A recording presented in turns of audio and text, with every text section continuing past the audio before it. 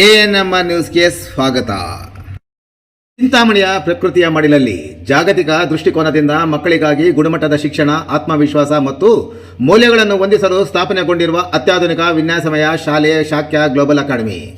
ಅಂತಾರಾಷ್ಟ್ರೀಯ ಮಟ್ಟದ ಪಠ್ಯಕ್ರಮ, ಸ್ಮಾರ್ಟ್ ಕ್ಲಾಸ್ ರೂಮ್ಗಳು, ಅನುಭವ ಸಂಪನ್ನ ಶಿಕ್ಷಕರು ಮತ್ತು ಆಧುನಿಕ ಕಲಿಕಾ ವಿಧಾನಗಳು. ಪ್ರತಿಯೊಂದು ಮಗು ವಿಭಿನ್ನ. ಆ ವಿಭಿನ್ನತೆಯನ್ನು ಗೌರವಿಸದೆ ನಮ್ಮ ಶಾಲೆಯ ನಿಜವಾದ ಅರ್ಥಪೂರ್ಣ ಶಿಕ್ಷಣ, ವಿದ್ಯಾರ್ಥಿಗಳ ಚಿಂತನೆ, ಸಂಶೋಧನೆ ಮತ್ತು ಸಂವಹನ ಕೌಶಲ್ಯಗಳಿಗೆ ಪ್ರೋತ್ಸಾಹ, ನವೀನ ತಂತ್ರಜ್ಞಾನದ ಅರಿವು ಮೂಡಿಸಲು ರೋಬೋಟಿಕ್ಸ್ ಮತ್ತು ಇನೋವೇಷನ್ ಝೋನ್, ಶಿಕ್ಷಣ ಜೊತೆಗೆ ಕ್ರೀಡೆ, ಕಲೆ, ಸೃಜನಶೀಲತೆ ಮತ್ತು ನಾಯಕತ್ವದ ಸಮಗ್ರ ಬೆಳವಣಿಗೆಗೆ ಆದ್ಯತೆ. 2026-27 ಶೈಕ್ಷಣಿಕ ವರ್ಷದ ದಾಖಲಾತಿ ಸಹ ಆರಂಭವಾಗಿದೆ. ಮಾಂಟೆಸರಿಯಿಂದ 9ನೇ ತರಗತಿವರೆಗೆ ಪ್ರವೇಶ ಲಭ್ಯ. ಪ್ರಿಯ ಪೋಷಕರೇ, ಈ ಅದ್ಭುತ ಅವಕಾಶವನ್ನು ಸದ್ಬಳಕೆ ಮಾಡಿಕೊಂಡು ನಿಮ್ಮ ಮಕ್ಕಳ ಉಜ್ವಲ ಭವಿಷ್ಯಕ್ಕೆ ಭದ್ರವಾದ ಅಡಿಪಾಯ ಹಾಕಿ. ಇನ್ನು ಸಂಪರ್ಕಿಸಿ ಶಾಕ್ಯ ಗ್ಲೋಬಲ್ ಅಕಾಡೆಮಿ, ಕಾಡು ಮಲ್ಲೇಶ್ವರ ಬೆಟ್ಟದ ರಸ್ತೆ, ಗಂಗಾನಗರ ಹತ್ತಿರ, ಚಿಂತಾಮಣಿ. ಮೊಬೈಲ್ ಸಂಖ್ಯೆ 97406916 ಮತ್ತು 7795845995. ಮದನಪಲ್ಲಿ ರಸ್ತೆಯಲ್ಲಿ ಕಾರ್ ಪಲ್ಟಿ, ಮಗು ಸೇರಿ 5 ಮಂದಿಗೆ ಗಾಯ.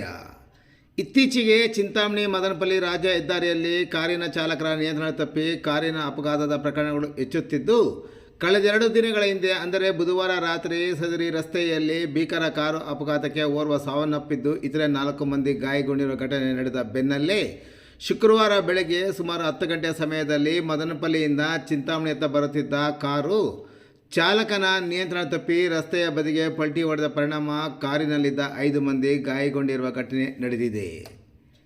ಗಾಯಗೊಂಡವರನ್ನು ನೆರೆಯ ಆಂಧ್ರ ಪ್ರದೇಶದ 40 ವರ್ಷದ ಲಕ್ಷ್ಮೀದೇವಮ್ಮ, 18 ವರ್ಷದ ವಿಕ್ರಮ್ ನಾಯಕ್, 21 ವರ್ಷದ ತುಳಸಿ ಗಂಗಾ, 24 ವರ್ಷದ ಹೇಮಂತ್ ಕುಮಾರ್ ನಾಯಕ್ ಮತ್ತು 2 ವರ್ಷದ ಅಖಿಲ ನಾಯಕ್ ಎಂದು ಗುರುತಿಸಲಾಗಿದೆ.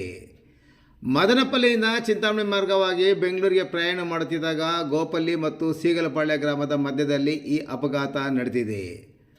ಅಪಘಾತದ ಗಾಯಾಳು ಪೈಕಿ 2 ವರ್ಷದ ಮಗು ಅಖಿಲ ನಾಯಕ್ ಪರಿಸ್ಥಿತಿ ತೀವ್ರ ಚಿಂತಾಜನಕ ಸ್ಥಿತಿಯಲ್ಲಿರುವ ಹಿನ್ನೆಲೆಯಲ್ಲಿ ಗಾಯಗೊಂಡ ಮಗುವಿನ ತಂದೆ ಹೇಮಂತ್ ಕುಮಾರ್ ಮತ್ತು ತಾಯಿ ತುಳಸಿ ಗಂಗಾರವರನ್ನು ಹೆಚ್ಚಿನ ಚಿಕಿತ್ಸೆಗಾಗಿ ಕೋಲಾರ ಆಸ್ಪತ್ರೆಗೆ ರವಾನಿಸಲಾಗಿದೆ.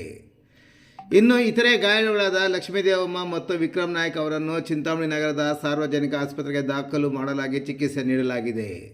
ಇನ್ನು ಅಪಘಾತದ ಸ್ಥಳಕ್ಕೆ ಚಿಂತಾಮಣಿ ತಾಲೂಕಿನ ಕೆಂಚಾರಹಳ್ಳಿ ಠಾಣೆಯ ಪೊಲೀಸರು ಮತ್ತು ಶ್ರೀನಿವಾಸಪುರ ತಾಲೂಕಿನ ಗೋನ್ಪಲ್ಲಿ ಠಾಣೆಯ ಪೊಲೀಸರು ಸಹ ಭೇಟಿ ನೀಡಿದ್ದು, ಅಪಘಾತದ ಸ್ಥಳ ಗೋನ್ಪಲ್ಲಿ ಠಾಣಾ ಸರಹದ್ದು ಆಗಿರುವುದರಿಂದ ಗೋನ್ಪಲ್ಲಿ ಠಾಣೆಯ ಪೊಲೀಸರು ಗಾಯಾಳುಗಳು ಹೇಳಿಕೆ ಪಡೆದು ಪ್ರಕರಣ ದಾಖಲಿಸಿಕೊಂಡು ಮುಂದಿನ ಕ್ರಮ ಕೈಗೊಂಡಿದ್ದಾರೆ.